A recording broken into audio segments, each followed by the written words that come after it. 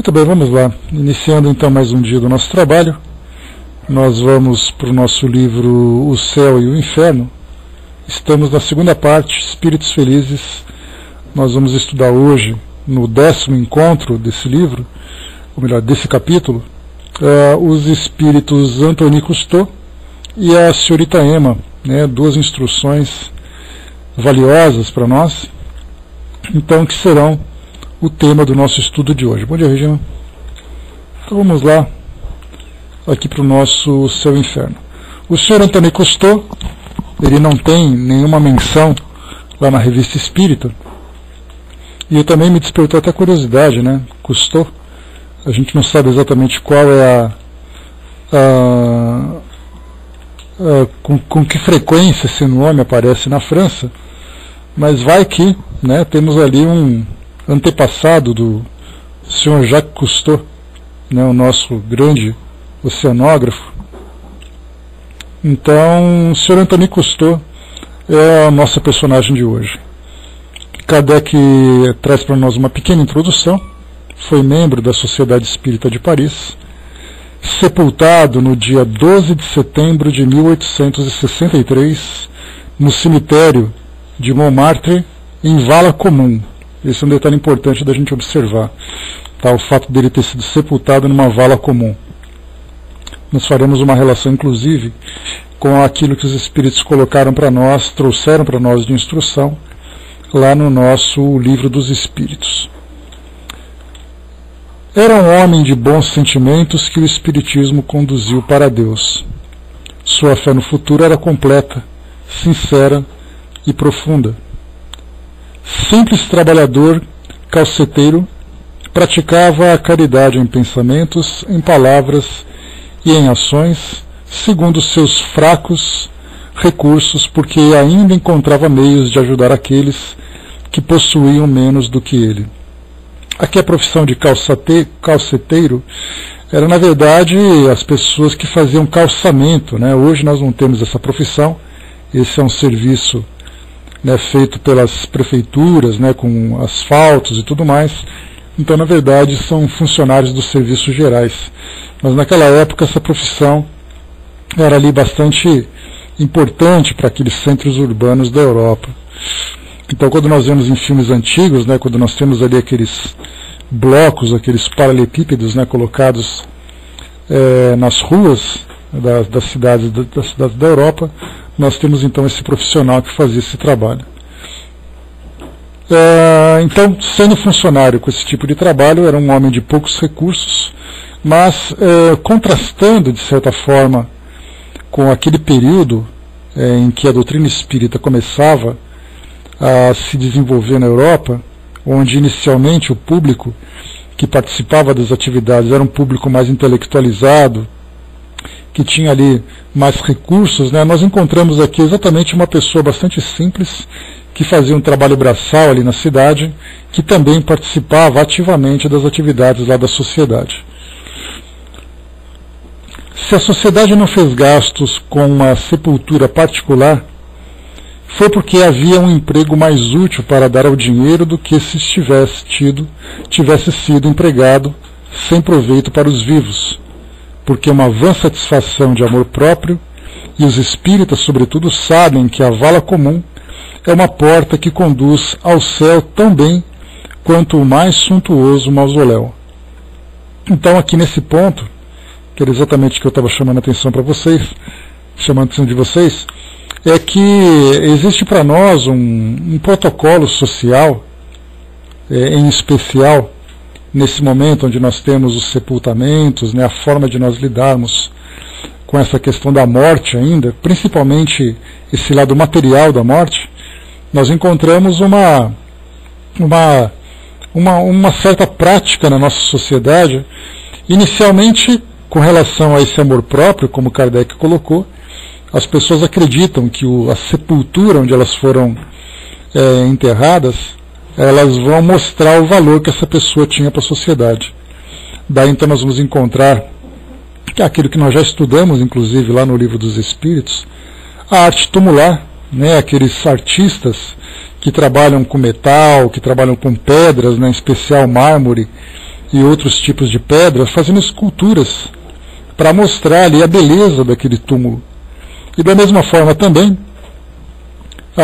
nós temos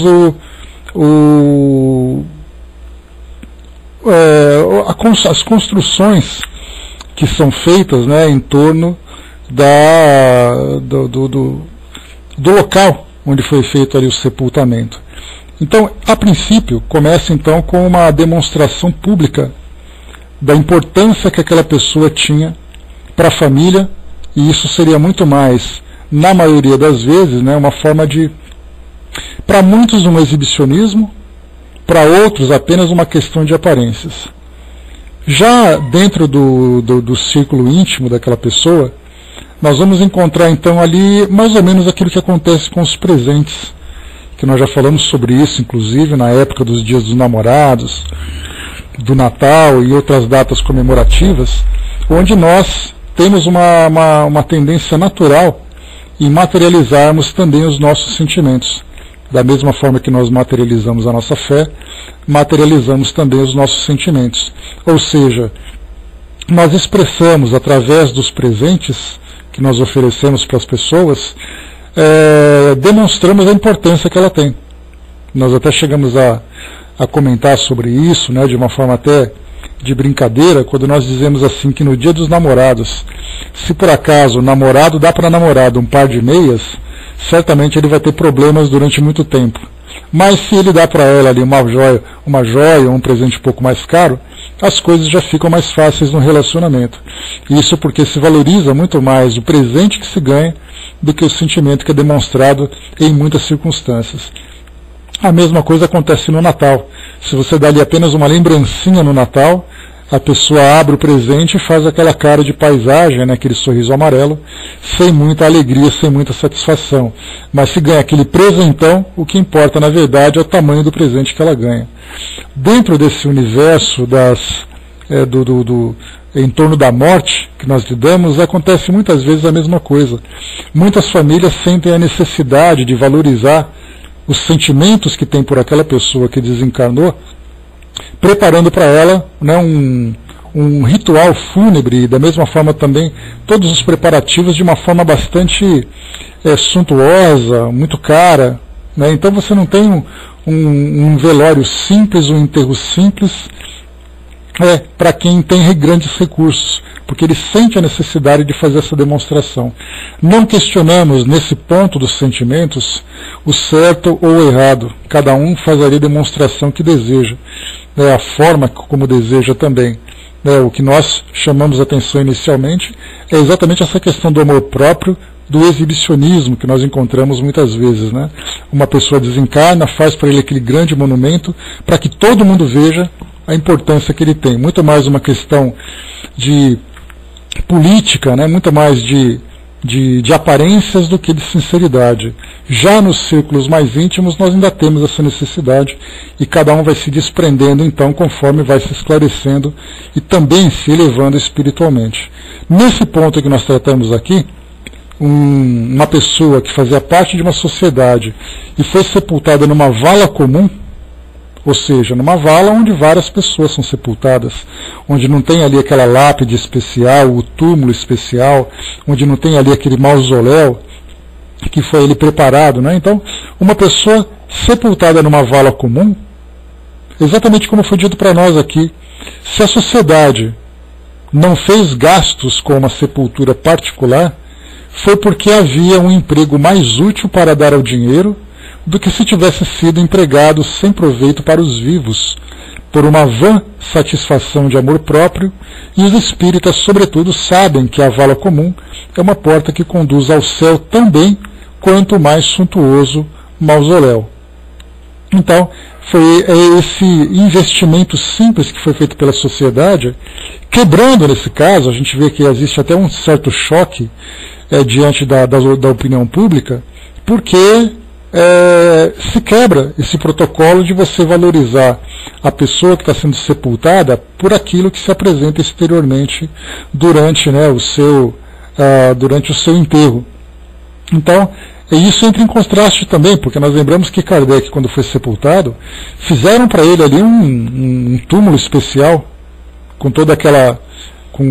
para quem já visitou ali o Père Lachaise lá na França, conhece, ou para quem já viu por fotos também, conhece ali como é que é aquela estrutura que Kardec foi sepultado, onde tem o seu busto, tem aquela aparência celta, né, envolvendo ali o busto onde ele foi sepultado e tudo mais. Então, se Kardec teve esse privilégio, entre aspas, por que o outro não teve? Então nós vemos ali que, na verdade, nós temos para Kardec pouca importância daria por essa questão material, mas pelo seu significado para a doutrina espírita. Enquanto que esse outro que foi sepultado, o Sr. Antônio Cousteau, foi sepultado de uma forma muito simples, porque da forma simples que ele via exatamente esses protocolos que são realizados por nós aqui encarnados. Então, foi realmente uma quebra daquilo que a sociedade estava habituada a fazer. Bom dia, Pedro. O Sr. Camus, secretário da Sociedade, outrora profundo materialista, pronunciou junto ao túmulo as seguintes palavras: querido irmão Cousteau, há alguns anos somente, muitos dentre nós, e confesso que eu em primeiro lugar, teríamos visto diante desse túmulo aberto apenas o fim das misérias humanas, e depois o nada, o terrível nada, quer dizer, nada de alma para merecer ou expiar, e, consequentemente, nada de Deus para recompensar, castigar ou perdoar. Hoje, graças à nossa divina doutrina, vemos aqui o fim das provas, e para vós, caro irmão, de quem entregamos à terra os despojos mortais, vemos o triunfo dos vossos trabalhos penosos e o começo das recompensas que mereceram vossa coragem, vossa resignação, vossa caridade, em uma palavra, vossas virtudes, e acima de tudo, a glorificação de um Deus sábio, todo-poderoso, justo e bom. Levai, pois, querido irmão, nossas ações de graças aos pés do Eterno, que quis dissipar as trevas do erro e da incredulidade que estavam ao redor de nós, porque ainda há pouco tempo vos teríamos dito neste momento, com o rosto abatido e o desânimo no coração: adeus, amigo, para sempre. Hoje nós vos dizemos, a fronte erguida e radiante de esperança, o coração pleno de amor: querido irmão, até breve e orai por nós. Um dos médiuns da sociedade obteve junto à própria cova, ainda não fechada, a comunicação a seguir, da qual todos os presentes, entre eles os coveiros, ouviram a leitura, sem os chapéus na cabeça e com uma profunda emoção. Era efetivamente um espetáculo novo e impressionante, ouvir as palavras de um morto recolhidas do próprio interior do túmulo. Então aqui nós tivemos uma outra situação lá com o Sr. Sanson, também durante ali a preparação, né, do seu enterro, tivemos uma comunicação também, 8 horas após a desencarnação. Aqui nós encontramos um outro caso, em que o espírito estava sendo sepultado e durante a sepultura vem uma psicografia. Algo realmente bastante impressionante, despertando ali a curiosidade daqueles que são incrédulos, né, e também ali trazendo uma grande emoção para aqueles que compreendem esse processo de comunicação entre o mundo espiritual e o mundo físico. Veio então a seguinte comunicação: obrigado, amigos, obrigado. Meu túmulo ainda não está fechado. Porém, mais um segundo e a terra vai recobrir meus restos mortais. No entanto, vós sabeis que a minha alma não será enterrada sob esse pó. Ela vai planar no espaço para elevar-se até Deus. Como é consolador também poder-se dizer, apesar do envoltório destruído: ó, eu não estou morto, eu vivo a verdadeira vida, a vida eterna.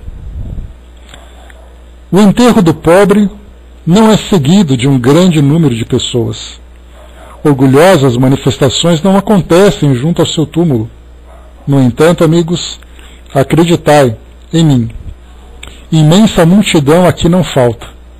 Bons espíritos acompanharam convosco, e com essas mulheres piedosas o corpo que ali está deitado. Pelo menos todos vós acreditais e todos amais o bom Deus. Oh, certamente não. Não morremos porque nosso corpo se destrói. Esposa amada, e de hoje em diante estarei sempre perto de ti, para te consolar e te ajudar a suportar as provações. A vida será rude para ti, mas com a ideia da eternidade e teu coração pleno de amor de Deus, como serão leves os teus sofrimentos. Parentes que rodeais minha bem-amada companheira, amai-a, respeitai-a, sede para ela irmãos e irmãs. Não esqueceis, que deveis assistência uns aos outros sobre a terra, se quiserdes entrar na morada do Senhor. E vós, espíritas, irmãos, amigos, obrigado por terdes vindo até esta morada de terra e de lama dizer-me adeus. Porém vós sabeis muito bem, que minha alma imortal vive, e que algumas vezes ela irá vos pedir preces, e que não me serão negadas, para me ajudar a caminhar nesta estrada magnífica que abristes para mim durante minha vida. Adeus para todos que estáis aqui. Nós poderemos nos rever em algum lugar que não seja esse túmulo. As almas me chamam ao seu encontro. Adeus, orai por aquelas que sofrem. Até breve. Bom dia, pessoal que chegou. Essa comunicação aqui, então, no final principalmente, nós temos dois pontos aqui interessantes a observar. O primeiro, ali a presença, né, de toda a família, de todos os amigos, né, e o espírito conversando nessa despedida, né, nessa despedida desse espírito, e a solicitação dele também para que continuasse ali presente e dizendo que estaria ali próximo, acompanhando a esposa, apesar da luta difícil que ela teria. Aqui, claro, a gente já lembra, né, pelo fato do marido ter desencarnado, faltaria para ela os recursos materiais que ela tinha, compartilhando com o marido ali, eventualmente, se ela tivesse aquela atividade particular, mas da desencarnação dele, ela então teria ali as suas privações. O segundo ponto que nós temos aqui, são três na verdade, né? O segundo ponto é quando ele diz assim: nós podemos nos rever em algum lugar que não seja este túmulo. E isso me faz lembrar aquele livro de Richard Simonetti, que do Quem Tem Medo da Morte, né? E nessa história, nessa história do livro, ele conta ali uma desencarnação e tudo mais, algumas histórias, e ele lembra também que teve um caso de uma mulher que desencarnou, e a irmã dela então lamentava a morte, chorava e sofria e tudo mais, e aí então essa irmã desencarnada foi até a casa dela fazer uma visita, e quando ela percebeu a presença da irmã, pela sensibilidade mediúnica, ela implorou para que o espírito fosse embora, que ela tinha medo, né? Ou seja, chora pelo espírito quando ele aparece e vai embora. E ele falava também nesse livro com relação ao dia de finados, porque existe ainda, né, uma necessidade muito grande de nós estarmos próximos das pessoas desencarnadas, né, do nosso círculo pessoal, do nosso círculo íntimo, em que o local onde nós vamos mentalizar, estar mais próximos mentalmente dessas pessoas, é exatamente onde elas foram sepultadas. Então o cemitério, na verdade, se tornou ali aquele grande ponto de encontro, onde as pessoas vão ali encontrar, né, em suas mentes, em seus corações, com aqueles de quem se separaram. E os espíritos dizem exatamente isso: se você quer encontrar comigo, vá para um lugar alegre, não vá para um cemitério, porque eu não vou estar lá. E na verdade os espíritos também comentam que eles também vão até o cemitério nessa época de finado, exatamente para consolar os seus entes queridos que ali estiveram. Não apenas aqueles espíritos sofredores que se encontram ainda ligados ali, vinculados aos seus corpos físicos, né, sofrendo naquele ambiente tão difícil, mas muitos espíritos vão até lá exatamente para poder, em consideração à sua família, promover esse encontro. Mas os espíritos mesmos dizem: não devemos, né, não precisamos estar naquele lugar para poder encontrar, né, com quem nós amamos que desencarnou.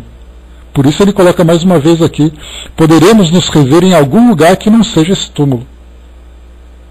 E aqui depois: as almas me chamam ao seu encontro. Esse pequeno trecho me fez lembrar que nesse fim de semana, por acaso, né, pegando aqueles filmes antigos que passam em alguns canais, né, da TV fechada, eu assisti por acaso o Ghost. Né? O Ghost é muito interessante, né, contando toda aquela trama, toda aquela história e tudo mais, e no final, quando nós temos ali a nossa personagem, né, que é o Sam, que é o espírito ali, o falecido, no momento em que acaba toda a história, aparece então o espírito, meio que se materializa ali na frente da companheira e da amiga e tudo mais. Só um instantinho. Da companheira, e aí então começam a aparecer vários espíritos por trás dele ali, esperando que ele vá, né, em sua direção, para que ele dê continuidade na sua vida no mundo espiritual. Né? Isso, ela escuta falando, percebe, depois consegue vê-lo, e aí ao final, lá no final do ambiente onde ele se encontrava, estavam ali os espíritos aguardando para que ele retomasse, né, a sua jornada no plano espiritual. Então são muitos os relatos que chegam para nós de espíritos que falam sobre esse encontro com os espíritos. O próprio espírito Frederico Figner, no livro Voltaire, né, que ele escreve com o pseudônimo de irmão Jacó, ele também comenta que durante a sua desencarnação, o seu despertar, ele encontrou ali o Dr. Bezerra de Menezes, a sua filha desencarnada e outros espíritos amigos, que é exatamente essa recepção que o espírito tem, quando, claro, né, tem ali uma boa relação com o mundo espiritual através das suas ações, da sua elevação moral. Porém, nós encontramos também ali um cortejo bastante desagradável, um cortejo bastante perturbador para aqueles indivíduos que viveram, né, num ambiente de viciações, num ambiente ainda perturbado. Né? Então, temos ali as companhias, né, de acordo com a nossa afinidade. O Brás colocou em cima, né, já imaginou, ninguém vai aos crematórios em dia de finados. Essa é uma tradição, Brás, que talvez seja uma tendência no futuro, que inclusive uma propaganda que eu vi essa semana, que tem ali não me lembro se era uma funerária, que empresa que era, que transformava as cinzas da pessoa que desencarnava num vaso, né, com plantas, com uma árvore. Né? Então ele entregava um vaso para você, com uma árvorezinha plantada, e nessa mistura, né, das cinzas com a terra e tudo mais, estava ali então os restos mortais daquela pessoa que desencarnou. A gente espera que no futuro nós tenhamos essa tendência de não ficarmos tão apegados aos restos mortais que vão ficando, não apenas por uma questão de saúde pública, porque vai chegar uma hora em que nós não teremos lugar para enterrar tanta gente. Por isso, então, vai ser uma necessidade nos desfazermos dos corpos físicos através da cremação, através de processos químicos, né, que também se encontram aí em desenvolvimento, mas até mesmo uma questão emocional, espiritual, para fazer com que as pessoas não fiquem presas nesses ambientes. Até mesmo nessa questão das cinzas, as pessoas gostam de guardar num vasinho, colocar numa prateleira, guardar numa urna, numa pequena urna e coisa e tal, mas nós temos aqueles também que gostam de se desfazer das cinzas, jogando no mar, jogando num ambiente onde proporciona ali uma tranquilidade, uma harmonia, enfim, uma forma de se desapegar. Vamos aguardar, né, que no futuro as cremações sejam para nós um hábito, sejam para nós algo comum, por esses dois motivos, por uma questão ambiental, para as grandes cidades, e também para a própria questão de compreensão do processo da morte. Né? Pois é, então, essa árvore que eles estão vendendo, né, se eu encontrar de novo, eu posto lá no nosso grupo, para vocês darem uma olhada de novo, é que eu não me lembro onde eu vi. Mas mostra-se um vaso bem bonito, uma árvore de mais ou menos 1,5 metro de altura e tudo mais, a pessoa planta onde ela quiser. E ali fica então aquela planta como uma lembrança daquela pessoa querida. Em vez de você visitar um cemitério, você vai num campo, você vai num jardim. Né? Então, é bem interessante. Pois é, nós também temos essa ideia, viu, fraterna, de cremação aqui de todos nós, né, que, tanto quanto possível. Né? Eu me recordo de uma irmã que me falou assim que quando ela desencarnar, ela quer ser cremada e que as cinzas dela sejam jogadas num helicóptero, né, no meio do mar. E a gente já falou, né, então faz a poupança para o helicóptero porque ele é caro. Né? Então a gente vai, né, realizando o desejo de todo mundo, mas sem deixar, né, tudo preparado, né, para não deixar a roubada para nós depois, né. Você quer de helicóptero, você vai voar de helicóptero, mas vai economizando desde já. Não vem deixar esse serviço para nós, não. A Paty lembrou ali, né, que em Curitiba oferecem para transformar em pedra preciosa. Também tem essa lembrança, né, Paty? Um processo químico, né, que faz ali uma prensagem daquelas cinzas e também transforma. São formas que as pessoas têm, né? Nós temos uma dificuldade muito grande de lidar com esse assunto ainda. Ele é considerado um tabu. O tabu é aquele tema, aquela ideia em que as pessoas têm muito medo, muito constrangimento de tratar.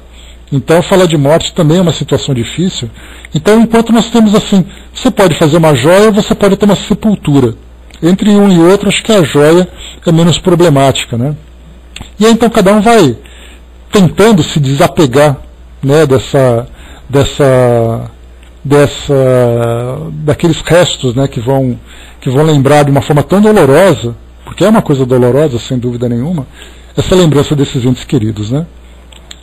O Arnaldo colocou, né, interessante é que as culturas antigas, né, utilizavam a cremação.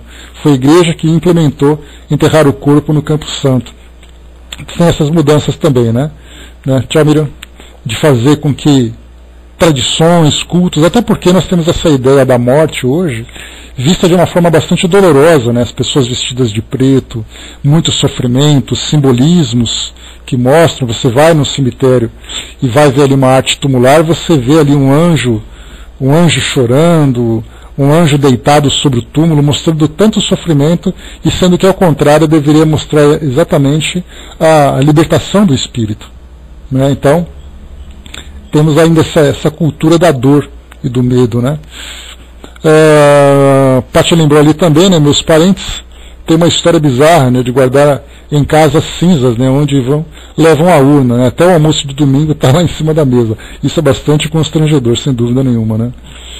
Eu penso que também vai do desapego do espírito, porque acredito que se for um espírito apegado, seja qual for o tipo de sepultamento, vai causar problemas. Até porque nós temos aquele caso, né, Paty, de você perceber assim uma família, de você ver uma família que cremou os despojos, né, daquele que desencarnou, jogou as cinzas no mar e tudo mais, e quando chega em casa está aquele guarda-roupa fechado com todas as coisas da pessoa ali guardada dentro e não se desfazem de jeito nenhum. Continua sendo um tipo de apego também. Então a gente vai começando a fazer com que menos referências ou menos âncoras nos prendam aqui nesse nosso mundo físico, né? E o espírito se liberte, inclusive, também elevando o pensamento, se libertando emocionalmente, né? Fazendo doações daquilo que pertencia àquela pessoa, se libertando dos corpos físicos, do corpo físico, daquele que desencarnou, enfim, fazendo com que tudo isso se torne, né, o menos doloroso possível. Mas isso virá, e é exatamente aí que entra agora, né, o grande benefício da compreensão que a doutrina espírita traz para todos nós, que é exatamente falar sobre a realidade do mundo espiritual, a libertação do espírito, a continuidade da vida no mundo espiritual. Então não é simplesmente a gente violar a consciência das pessoas, o coração das pessoas, e dizendo que elas devem mudar os seus hábitos. Então nós temos que esclarecer as pessoas para que elas naturalmente mudem seus hábitos. Então esse é um papel que a doutrina espírita deve exercer, vem exercendo, né, nesse tempo todo. E por isso que nós percebemos que grande parte dos espíritas tem essa preferência por cremação, porque vê no cemitério algo que não condiz com a realidade do espírito e não condiz com as próprias crenças que ele tem também. Então, aos poucos, nós vamos alcançando essa transformação. A Angelina colocou, né, um dos cemitérios da nossa cidade, os jovens vivenciam um vício dentro dele. Pois ainda tem essa situação ainda, né, de roubos, de vícios e tudo mais. Algo que precisa ser mudado. Ligeirinho lembrou aqui também, né, tem gente que teve a ideia maluca, né, de quando desencarnar fazer um clone, usando a célula dele. Você sabe, Ligeirinho, que nós temos essa questão da morte, ela é muito interessante, porque desperta em cada indivíduo, em cada grupo de indivíduos, um sentimento diferente. Nós temos aqueles que estão congelados, inclusive uma reportagem recente que saiu, mostrou os corpos de pessoas que foram congeladas há coisa de 15, 20 anos, dentro daquela promessa da criogenia, e depois de fazer com que as doenças sejam tratadas e a pessoa voltando, sendo ressuscitada. Depois, com o avanço da tecnologia, eles começaram a criar uma nova ideia, porque você não precisa cuidar do corpo todo da pessoa, você cuida da cabeça dela, porque da cabeça você consegue transportar a consciência dela para um outro corpo. Então, cada dia que passa, eles vão inventando uma coisa nova, esperando a imortalidade, não compreendendo exatamente a realidade do espírito e de que forma que ele se encontra encarnado. Então, ainda tem, também, Mauri? Bom dia. Então, mas você sabe que, na verdade, Mauri, bom dia, não é só uma questão de ganhar dinheiro. As pessoas que têm dinheiro querem investir nisso. Então, essa seria mais ou menos a ideia da lei da oferta e da procura. Os cientistas oferecem a ideia, quem tem dinheiro paga. Agora, o que vai acontecer exatamente no futuro, que nós vamos esperar, porque eu estou acompanhando isso, para saber exatamente por quanto tempo ainda esses corpos serão mantidos nesse estado de criogenia. Vamos aguardar para ver se eles vão se cansar, se vão se desfazer, se terão um pensamento diferente. Mas a ideia que eu comentei com vocês agora há pouco, deles guardarem apenas a cabeça e depois transferirem a consciência, é uma nova técnica que está surgindo. Vamos aguardar para ver o que eles vão imaginar, É nada mais Brás, do que a mumificação de uma tradição antiga que se tinha lá na época dos faraós e outras culturas também. Meninos, bom dia. Então vamos lá, continuando aqui, pessoal. 3 dias mais tarde, Kardec coloca para nós aqui, o espírito do Senhor Cousteau, evocado em um grupo particular, ditou que se segue por intermédio de outro médium. A morte é a vida. Não faço mais que repetir o que foi dito. Mas para vós não existe outra expressão além dessa, apesar do que dizem os materialistas, aqueles que querem permanecer cegos. Ó, meus amigos, que bela visão na terra há de ver tremular as bandeiras do Espiritismo. Ciência imensa da qual sabeis apenas as primeiras palavras. Quantos esclarecimentos ela traz para os homens de boa vontade, para aqueles que quebraram as terríveis cadeias do orgulho, para elevar bem alto sua crença a Deus. Orai, humanos, agradecei-lhes por todos os seus benefícios.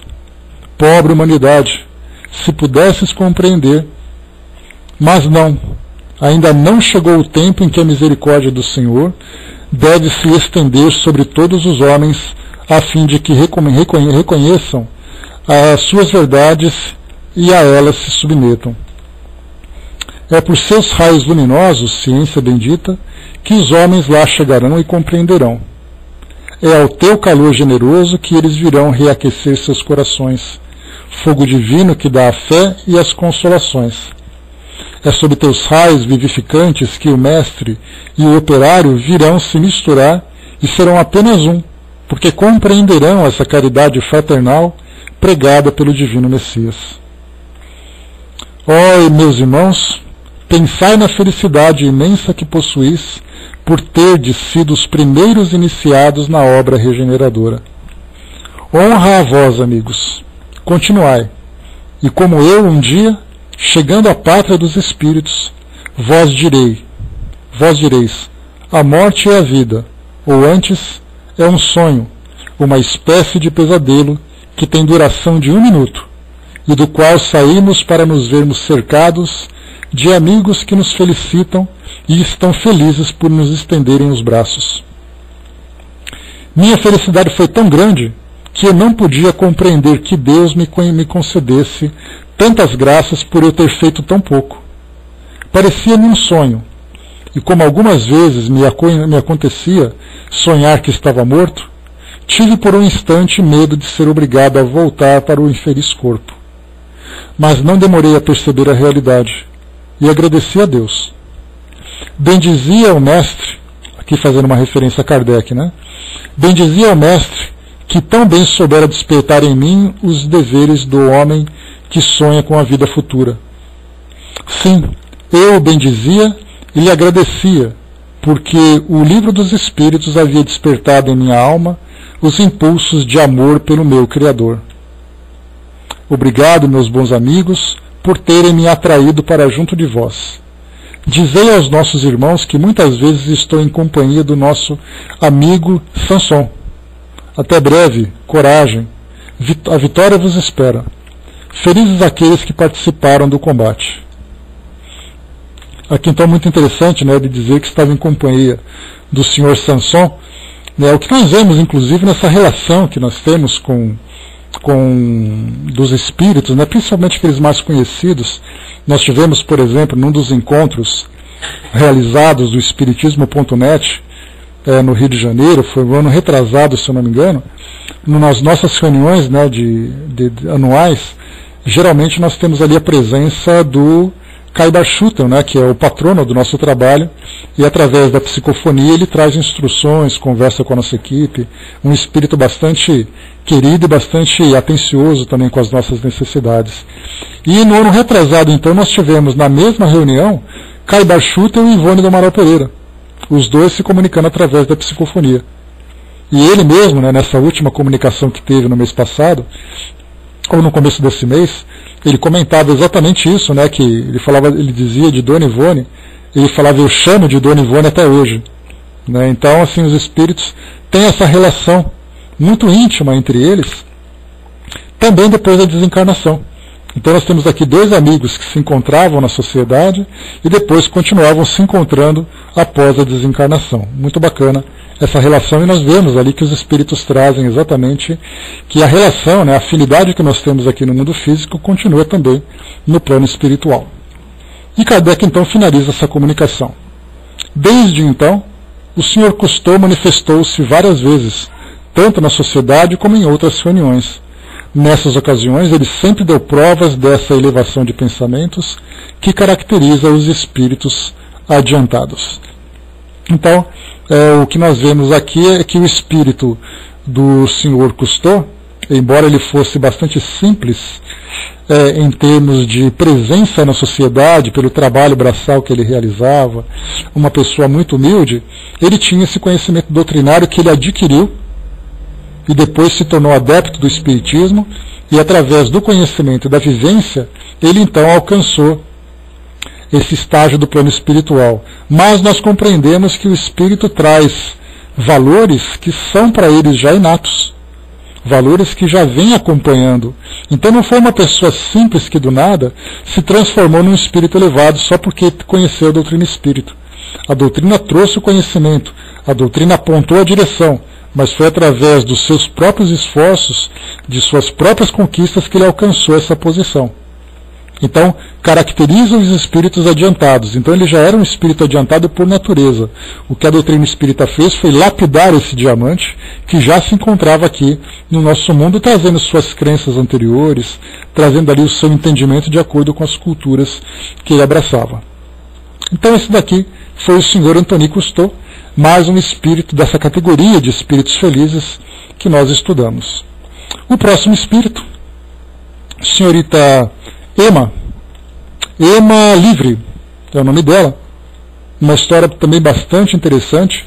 Agora, né, nós temos falado muito sobre espíritos com uma certa idade, com uma idade mais avançada, e aqui então nós vamos falar agora de uma jovem que acabou desencarnando. Vamos lá então, senhorita Emma é o nome dela. Temos aqui a introdução de Kardec. Jovem que morreu em consequência de um acidente causado pelo fogo e após cruéis sofrimentos. Alguém se oferecera para pedir a sua evocação à Sociedade Espírita de Paris. Quando ela se apresentou espontaneamente no dia 31 de julho de 1863, pouco tempo depois da sua morte. Então aqui temos mais uma característica de uma jovem que desencarnou vítima de um incêndio. Né? Então a gente fica imaginando já de imediato a condição dos espíritos que desencarnam nessa condição, como nessas grandes tragédias que nós vemos, né, de incêndios, de acidentes, né, não apenas com relação ao fogo, né, mas acidentes automobilísticos, aeronáuticos, dentre outros, né? Então nós ficamos imaginando qual é exatamente a condição dos espíritos que ali estão. A primeira ideia que nós temos é que o espírito vai sofrer de imediato todas as repercussões do sofrimento que ele teve da sua desencarnação. E a pergunta que a gente faz também é: quanto tempo isso demora? E aí o esclarecimento doutrinário traz para nós então que vai depender muito da relação que o espírito tem com a vida que ele tinha no mundo material. Quanto mais apegado à realidade física, mais dificuldade ele terá para se libertar dessas repercussões, desses reflexos que ele acaba sentindo. O espírito então sente no seu corpo físico quando estava ali encarnado, desencarna e leva na sua mente os reflexos daquilo que ele vivenciou. Mas isso não acontece com todos, né? Mais uma vez a gente lembra que quanto mais elevado o espírito é, mais desapegado ao mundo físico ele é, mais fácil é a sua libertação desses reflexos todos, né? Pois é, esse tempo é muito relativo que a gente trata, né, Tico Teco? Vai depender muito exatamente desse apego que o espírito tem. Quanto mais esclarecido o espírito é, menos sofrimento ele tem nessa adaptação ao mundo espiritual. Quanto mais apegado a essa realidade, mais dificuldade ele vai ter. Então nós temos aqui essa senhorita Emma. Vamos então a ela. Então ela, pouco tempo depois aqui da sua morte, ela trouxe a comunicação. Eis-me aqui, portanto, ainda no teatro do mundo, eu que me acreditava amortalhada para sempre em meu véu de inocência e de juventude. O fogo da terra que me salvava do fogo do inferno, assim eu pensava em minha fé católica, e se não ousava entrever os esplendores do paraíso, minha alma trêmula se refugiava na expiação do purgatório. E eu pedia, eu sofria, eu chorava. Mas quem dava à minha fraqueza a força para suportar minhas angústias? Quem, nas longas noites de insônia e de febre dolorosa, se inclinava sobre a minha cama de martírios? Quem refrescava meus lábios secos? Ereis vós, meu anjo guardião, de quem a branca auréola me cercava. Ereis vós também, queridos espíritos amigos, que vinhas murmurar ao meu ouvido palavras de esperança e de amor. A chama que consumiu meu frágil corpo despojou-me do interesse pelo que acontecia. Por isso morri já vivendo a verdadeira vida. Não senti perturbação.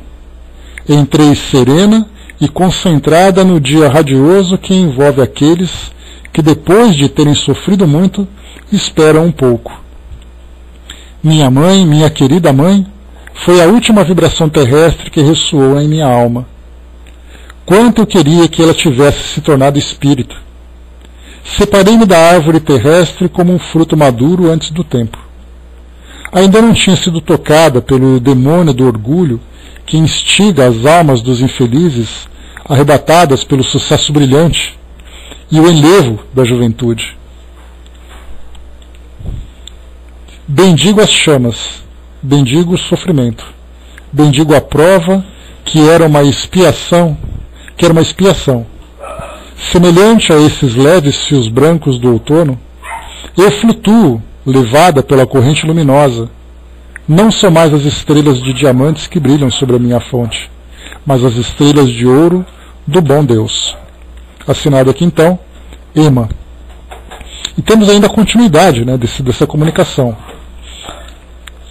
Em um outro centro no Havre, no dia 30 de julho de 1863, o mesmo espírito deu também espontaneamente a seguinte comunicação.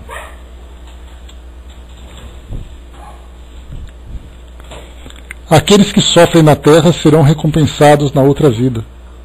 São recompensados na outra vida.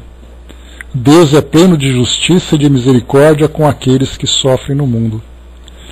Ele concede um prazer tão puro, uma felicidade tão perfeita, que nós que não deveríamos recear os sofrimentos nem a morte, se fosse possível aos pobres seres humanos conhecerem os misericórdios desígnios do nosso Criador.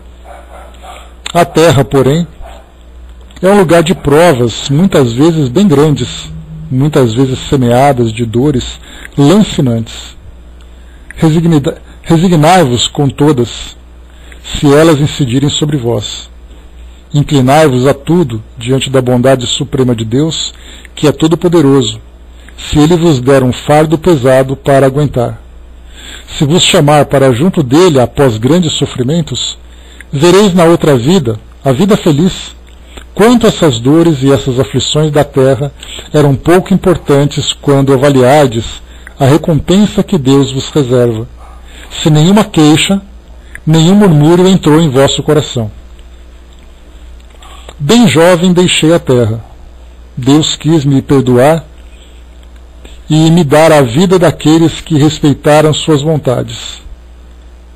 Adorai Deus sempre, amai-o de todo o vosso coração, principalmente rogai a Ele firmemente, esse é o vosso apoio no mundo, a vossa esperança, a vossa elevação. Então essa é a comunicação dela, uma comunicação simples, né? Kardec não teve oportunidade de fazer uma entrevista com ela. Ela trouxe inicialmente a comunicação espontânea, a evocação no início, né? E depois ela trouxe essa comunicação espontânea nessa outra instituição. O que nós podemos tirar aqui de interessante desse proveito, desse estudo, é exatamente quando ela diz que as dores, as aflições da terra pouco importam quando avaliarmos então a recompensa que Deus nos reserva, sem nenhuma queixa, nenhum murmúrio em nosso coração. Isso faz com que a gente lembre do capítulo 5, lá do Evangelho segundo o Espiritismo, o Bem-aventurados os aflitos, quando ele fala sobre o bom combate. A coragem que nós temos que vivenciar as experiências aqui no mundo físico. Porque, de um modo geral, a ideia que nós temos do sofrimento como uma experiência de depuração, de purificação, é que ao chegarmos no mundo espiritual nós apresentaremos então o nosso currículo de sofrimentos, de dificuldades e de lutas, acreditando que isso basta para que a nossa vida no mundo espiritual seja uma vida harmoniosa, uma vida feliz.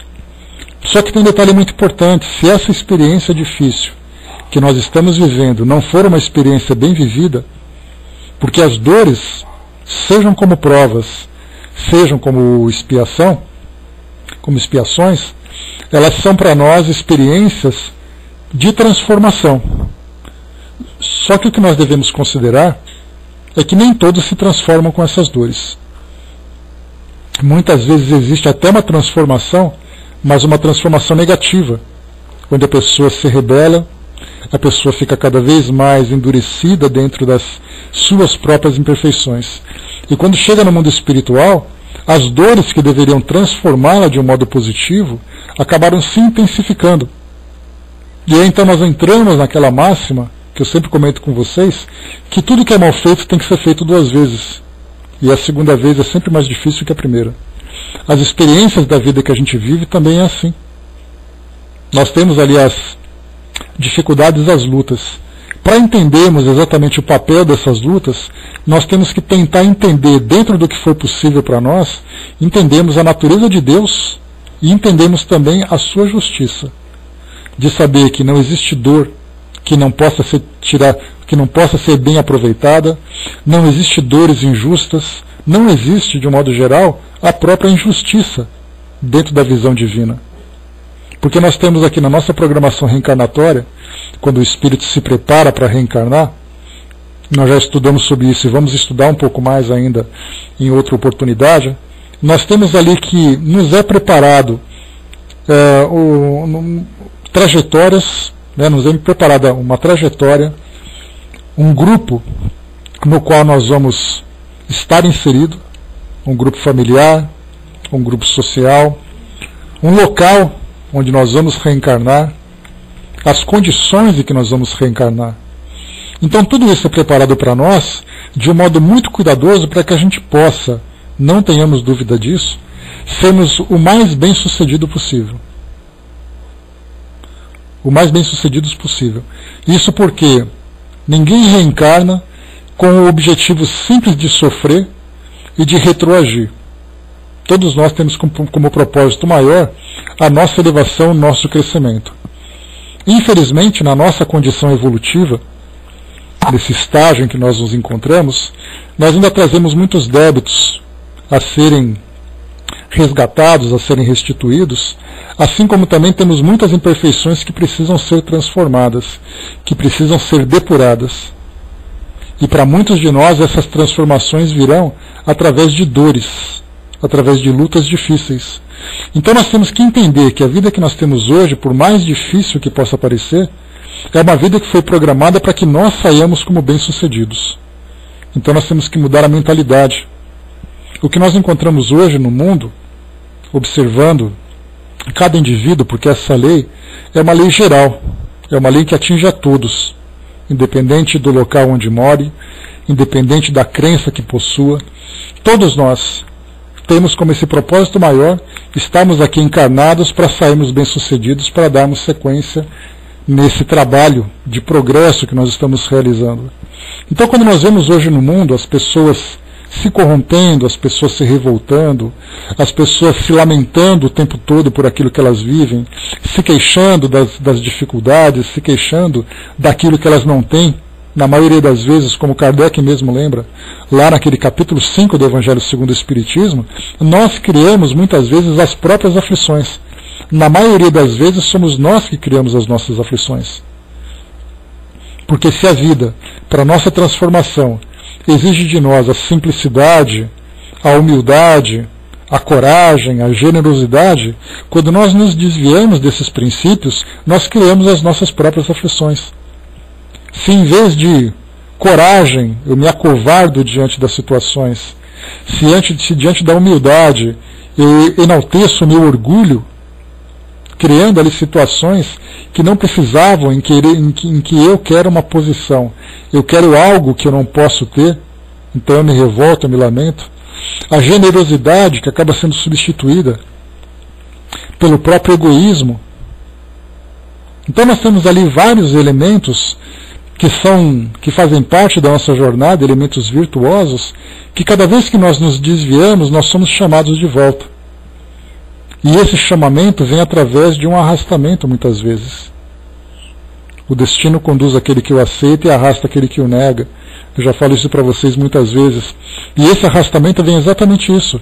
Os princípios da nossa evolução, de tudo aquilo que é preparado para a nossa elevação, é exatamente para fazer com que nós desenvolvamos aquilo que existe de melhor. Se nós resistirmos a isso, nós estamos simplesmente nadando contra essa corrente. E nadar contra essa corrente, que vem exatamente essa força divina que nos conduz a esse progresso, vai fazer com que nós nos cansemos mais, com que nós nos machuquemos mais. Então, ao nos depararmos com as situações que a vida vai nos oferecendo, é importante nós valorizarmos a experiência.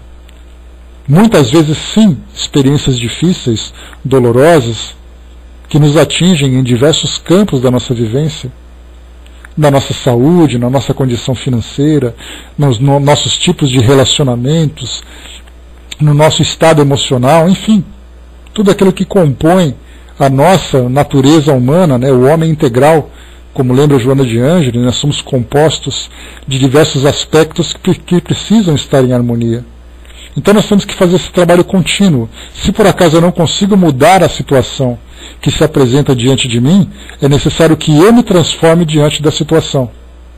Sim, vou continuar sofrendo muitas vezes, continuarei tendo dificuldades, mas potencializar esse sofrimento já é uma questão pessoal. Sou eu que vou tomar essas decisões. Então, quando diz para nós aqui que sim, estamos vivendo essas dificuldades, estamos travando essas lutas, mas se não soubermos vivenciar essas lutas de uma forma positiva, favorável, ela vai se repetir. Porque se ela tem o propósito de nos transformar e nós não nos transformamos, teremos que ser submetidos novamente a outras experiências. Então não é uma questão de ameaça, aquela ideia do terrorismo espiritual. Olha, seja uma pessoa boa agora, porque senão você vai sofrer depois. Isso na verdade é uma ameaça. Nós estamos coagidos a fazer alguma coisa que nem sempre nós queremos.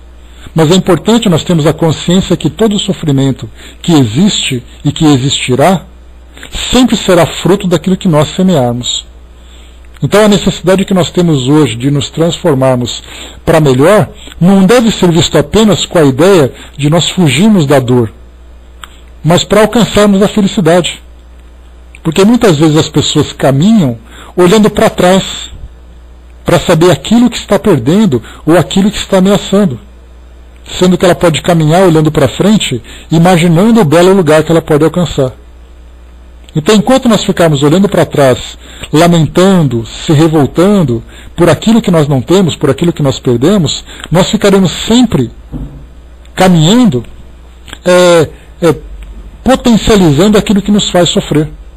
Se nós olhamos para frente, nós ficamos imaginando, sim, eu estou sentindo dor agora, mas no futuro não será assim.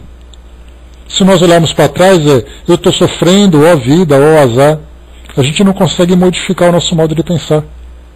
Então nós temos dois pontos de vista: olhar para trás e valorizar as dores que nós criamos, ou olhar para frente e perceber a felicidade que nos espera. E por isso então foi colocado mais uma vez aqui, vou ler mais uma vez o que ela colocou.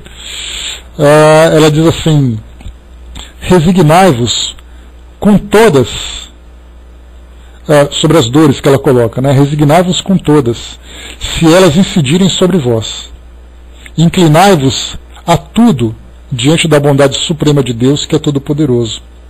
Se ele vos der um fardo pesado para aguentar, se vos chamar para junto dele após grandes sofrimentos, vereis outra vida, a vida feliz. Quanto essas dores e essas aflições da terra eram pouco importantes quando avaliardes a recompensa de Deus que Deus vos reserva. Se nenhuma queixa, nenhum murmúrio entrou em vosso coração. Bem jovem deixei a terra. Deus quis me perdoar e me dar a vida daqueles que respeitaram suas vontades. Deus quis me perdoar e me dar a vida daqueles que respeitaram suas vontades. Então, inicialmente, nós vemos aqui a visão que ela tem, o fato dela ter desencarnado na juventude. Para ela foi uma libertação e foi um perdão que ela recebeu, porque ela entendia que as dores do mundo físico eram dores que diziam respeito aos espíritos ainda imperfeitos que tinham a necessidade de passar por essas experiências. Para ela viu então essa libertação como um presente divino. Um presente para aqueles que respeitaram suas vontades. Essas suas vontades, então, se resumem nas leis de Deus e todas as suas virtudes. Se nós vivemos de um modo virtuoso, nós certamente não criamos problemas, aquilo que nos provoca sofrimento. Se nós nos rebelamos contra essas leis, certamente nós seremos arrastados de volta, agora de um modo muito mais dramático, de um modo muito mais doloroso. O Arpejo colocou: felicidade é a renúncia do ego, ou pelo menos o doma. Tudo começa assim, né? Tudo começa com... Até Jimi Hendrix tem uma frase interessante, que ele diz assim que, só para a gente entender mais ou menos o contexto do nosso mundo hoje, ele diz assim, né? Quando a humanidade, o poder do amor superar o amor pelo poder, a humanidade começará a conhecer a paz. Então, na verdade, nós temos assim o amor pelo poder e o poder do amor. O poder pelo amor, né? Então, quando nós começarmos a desenvolver esse sentimento de amor em nós, e quando eu falo sentimento de amor em nós falamos exatamente da vivência de todas as virtudes. Nós começaremos a viver em paz. E essa paz começa principalmente dentro de nós. Se eu não vivo essas virtudes, eu não terei paz em mim e, portanto, não conseguirei construir a paz em torno de mim. É uma matemática tão simples, é algo tão óbvio, mas os espíritos precisam ilustrar esse pensamento de tal forma para tentar nos convencer de que as coisas funcionam assim. Mas a matemática divina ela é muito simples. Vivendo a virtude, você vive a felicidade. Vivendo as imperfeições, você vai viver o sofrimento. Então basta que nós entendamos como vivenciar dentro dessas leis, através dessas fórmulas. E o mais importante, muitas vezes nós queremos a felicidade, mas não sabemos como conquistá-las. como conquistá-la. Então, nós temos em torno de nós todos os ensinamentos, todos os modelos, todos os exemplos que vieram trazer para nós. Se alguém nos desperta em nós a admiração por aquilo que ele é, por aquilo que ele vive, por aquilo que ele conquistou, esse é o melhor modelo que nós podemos seguir. Até que vão surgindo novos e novos modelos. É simples, mas nós ainda temos uma grande dificuldade de nos apegarmos dos nossos próprios interesses. O Amaury colocou, né, quando remamos num fluxo, se não agimos à frente, perdemos o controle do barco. Quando remamos para trás, não perdemos esse controle, né, apenas demoramos de chegar, né, além de muito mais cansados. Então, sem dúvida, né, nós temos ali a forma, essa técnica que nós temos da remada, a técnica de caminhar, a técnica de velejar, a técnica de fazer tudo, nós podemos aplicar isso. Qual é a técnica de viver? A técnica de viver é simplesmente vivermos as virtudes. É tudo tão simples, mas nós ainda temos essa dificuldade em vivenciar isso de um modo diferente. A Paty colocou, muitas vezes temos a felicidade e não sabemos aproveitá-la, ou mesmo reconhecê-la. A Gerina colocou também, a felicidade é uma construção que acontece dentro de nós paulatinamente. Mas sabe o que acontece? É aquilo que nós já comentamos várias e várias vezes, né? A felicidade, ela é algo que nós desejamos, mas que nós simplesmente não sabemos o que é. Porque a interpretação que nós temos da verdade, assim como aquelas outras virtudes e sentimentos que nós já comentamos, nós queremos, mas não sabemos. As pessoas querem amar, mas elas não sabem amar ainda. O amor que nós temos, ele é um amor muito passional, é um amor muito restrito, é um amor de apegos. Então todo mundo quer o amor, mas ninguém sabe amar. Todo mundo quer a felicidade, mas ninguém sabe conquistá-la. Então já é um começo. Nós queremos alguma coisa. A forma como nós vamos alcançar essas virtudes e esses sentimentos vai depender exatamente do nosso próprio desenvolvimento. Então, quando Jesus disse para nós que a felicidade não é desse mundo, é uma forma muito lógica, porque quando nós pensamos na felicidade na sua expressão mais pura, onde existe ali a paz de espírito, onde existe o amor incondicional, onde existe o interesse pela necessidade do outro, esse tipo de felicidade nós não vamos encontrar por aqui. Até porque alguém vai dizer assim, você é feliz? Sou. Aí você vai analisar a vida da pessoa, você percebe que ela vive isoladamente, que ela não tem interesse por aqueles que sofrem, ela simplesmente não permite que o problema dos outros afetem. E aí então ela diz assim, eu sou feliz. Na verdade ela está isolada, ela está protegida contra aquilo que o mundo espera que ela faça. Então esse isolamento, esse distanciamento das dores que estão à volta dela, para ela é um estado de felicidade. E na verdade ela está ali segura, confortável, mas em termos de felicidade que o espírito pode alcançar, porque pelos exemplos que nós temos, os espíritos felizes são exatamente aqueles que se interessam em fazer com que os outros se elevem também. Não existe um espírito feliz sozinho. O espírito feliz sempre traz para junto de si aqueles que precisam também conhecer a felicidade.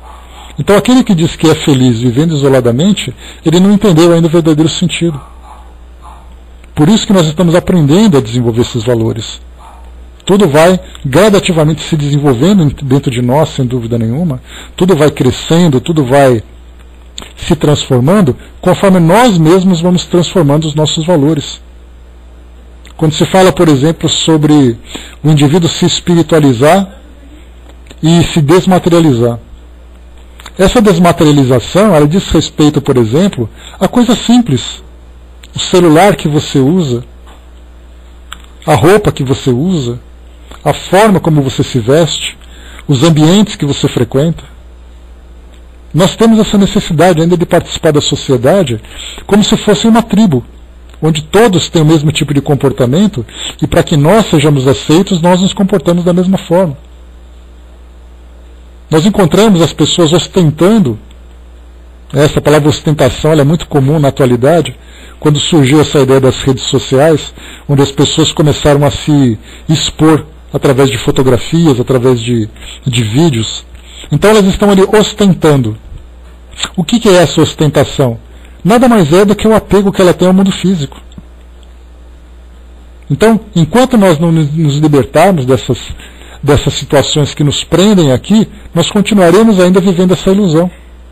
No momento em que eu não tiver mais necessidade de ostentar marcas, de ostentar aparências, de ostentar posições, eu vou então conseguir começar a me harmonizar. Porque eu não preciso sentir inveja, eu não preciso sentir ciúme. Se a pessoa tem aquilo que para ela é feliz, ótimo, eu não tenho necessidade daquilo.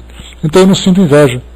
Eu não gostaria de ser o que ela é, não gostaria de ter o que ela tem, não gostaria de estar onde ela está. Porque aquilo que eu vivo está bom para mim.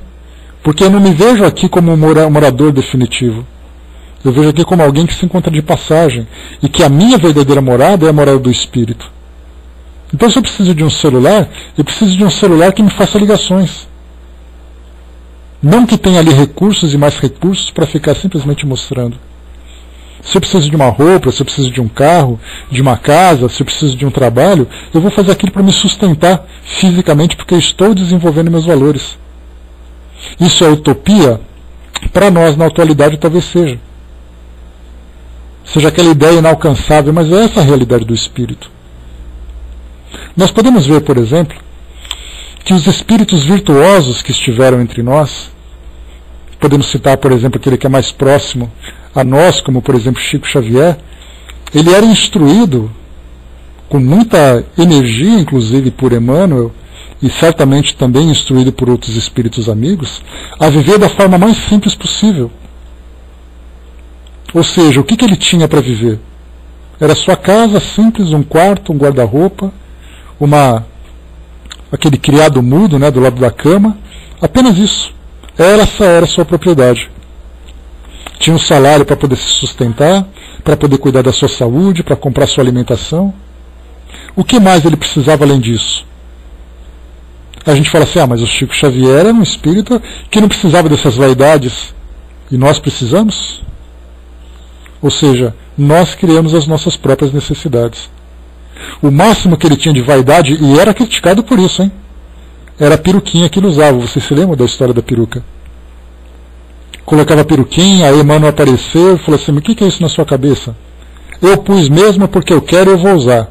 Aí ele bateu o pé. Aí as pessoas ficavam, nossa, mas como ele é vaidoso, ele está usando uma peruca. Uma peruca. Ele tinha ali 2, 3 sapatos, aquelas calças simples, aquela roupa simples, não ostentava absolutamente nada e era criticado por uma peruca. Enquanto as pessoas que o criticavam do lado de suas propriedades, de suas posses. Então é isso que nós vemos, que essas necessidades que nós criamos, que são elas que ainda trazem para nós uma grande infelicidade. Porque essas necessidades são simplesmente insustentáveis e da mesma forma também elas são intermináveis. Nós temos aquela ânsia, né, somos insaciáveis, resumindo. Porque nós queremos cada vez mais. Quanto mais nós temos, mais nós queremos. Só que quanto mais nós temos, mais nós queremos, mais nós nos prendemos também. Então, esses espíritos aqui, para poder concluir o nosso estudo de hoje, trouxeram para nós então exemplos de simplicidade, exemplos de vivência que os credenciaram a estarem no mundo espiritual na condição de um espírito feliz. Viveram de um modo simples, desencarnaram de um modo simples e chegaram no mundo espiritual numa condição de felicidade. Nós temos a opção também de conquistar isso. Basta apenas que nós aprendamos a viver. Aprendamos a lidar com aquilo que nós possuímos. Você tem o direito de possuir aquilo que para você é uma necessidade, mas tem que saber lidar com isso também. Até onde vai a nossa necessidade? Do que eu preciso mais daquilo que eu tenho? O que eu faço para conquistar aquilo tudo? E assim a gente vai criando uma nova estratégia, uma nova forma de viver a nossa vida física. Então, pessoal, fechando por aqui o nosso estudo de hoje. Estudamos então aqui o espírito Antônio Cousteau e a senhorita Emma. O nosso próximo espírito aqui vai ser o Dr. Vignal, que também foi membro da Sociedade Parisiense de Estudos Espíritas. Aqui Kardec faz uma entrevista com ele, perguntas e respostas, né, que é essa parte bem bacana que a gente gosta de conhecer. E depois temos aqui o senhor Victor Leboeuf, né, então aqui mais um espírito também, que era marinheiro, né, que vai trazer para nós aqui a sua experiência, que também viveu, também desencarnou na condição de um espírito feliz.